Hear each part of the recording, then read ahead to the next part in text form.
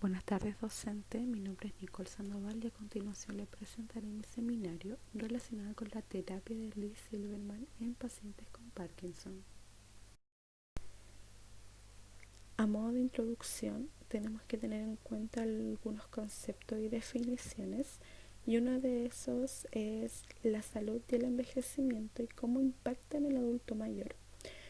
Por un lado, la salud, según la OMS, lo define como un estado completo de bienestar, tanto físico, mental y social, y no solamente la ausencia de afecciones o enfermedades.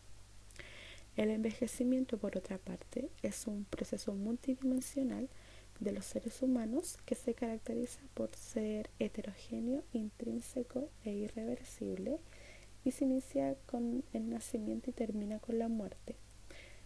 Ser adulto mayor, o la palabra adulto mayor, se asocia mucho con las enfermedades neurodegenerativas, que es un acelerador de la muerte celular que provoca la degeneración de los tejidos nerviosos.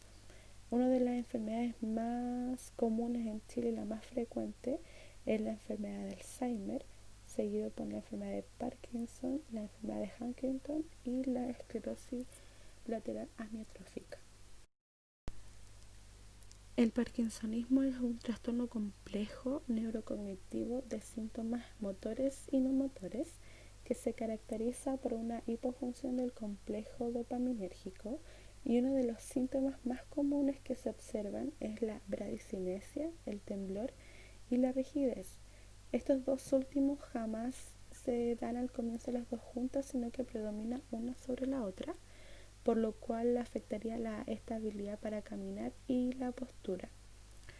Existen dos tipos de parkinsonismo. Uno es el primario o de origen primario, en donde predomina la enfermedad de Parkinson idiopática, y el secundario, que es una sintomatología adquirida por un desuso o sobreuso de algo, por ejemplo los fármacos.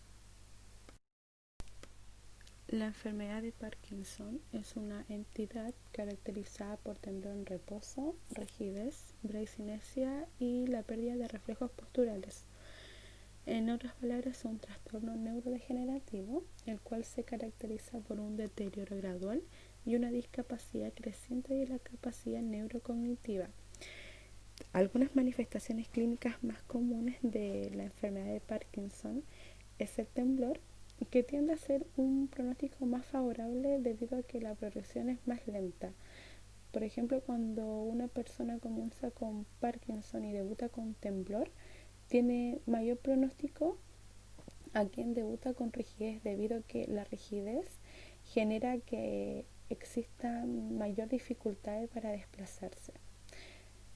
Tanto la rigidez como la inestabilidad en sí se caracteriza por una bradicinesia más severa, por lo cual trae consigo un deterioro más rápido y mayor deterioro cognitivo. Según la evolución de la enfermedad de Parkinson, este comienza con un impacto mínimo hasta la dependencia máxima, según la escala Howell y Jack. La escala de Howell y Jack tiene como objetivo establecer el impacto funcional de dependencia, que va desde el impacto funcional mínimo hasta el impacto funcional dependiente. Dentro de la fisiopatología de la enfermedad de Parkinson, se puede observar una gran disminución en las neuronas dopaminérgicas que se encuentran en la sustancia negra, y una disminución en los niveles de dopamina, que son los neurotransmisores encargados de llevar información tanto motora como cognitiva. Por otra parte, tenemos los factores de riesgo, que pueden ser causados tanto genéticamente como por factores ambientales. Las personas que padecen de enfermedad de Parkinson tienen un gran impacto en lo que es la neuropsicología, y uno de ellos es la depresión. Existen también alteraciones cognitivas tanto en la memoria de trabajo, en la atención sostenida, selectiva y dividida, y en las habilidades visoespaciales.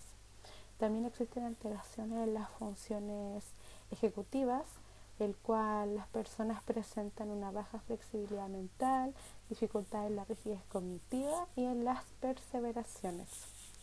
Según estudio, el 30% de las personas que padecen de enfermedad de Parkinson evolucionan a demencia. La enfermedad de Parkinson afecta principalmente la capacidad motora del paciente y para el diagnóstico clínico primero se tiene que establecer el diagnóstico del síndrome parkinsoniano. Esto quiere decir que a lo menos se tiene que manifestar el lentecimiento o bradicinesia y tiene que estar acompañado de a lo menos un signo, por ejemplo, rigidez muscular, temblor en reposo o inestabilidad postural, seguido a que se tiene que considerar criterios que excluyen el diagnóstico, ya sea historia de encefalitis, historias de traumas o de accidentes vasculares. Y por último, tiene que existir criterios que apoyen el diagnóstico, que la enfermedad sea progresiva, con un inicio unilateral y temblor en reposo. Este diagnóstico tiene que estar acompañado de pruebas clínicas o también de neuroimagen que se realiza mediante resonancia magnética. En la enfermedad de Parkinson existen varios tipos de tratamiento. Tratamientos farmacológicos, no farmacológicos, que es lo que veremos a continuación, y cirugías. La terapia de Lee Silverman es una terapia intensiva y de máximo esfuerzo fonatorio y respiratorio.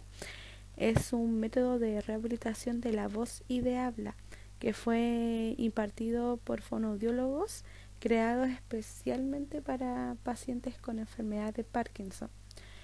Esta terapia tiene como objetivo principal mejorar el volumen y la inteligibilidad de la voz y cómo repercute en la comunicación diaria.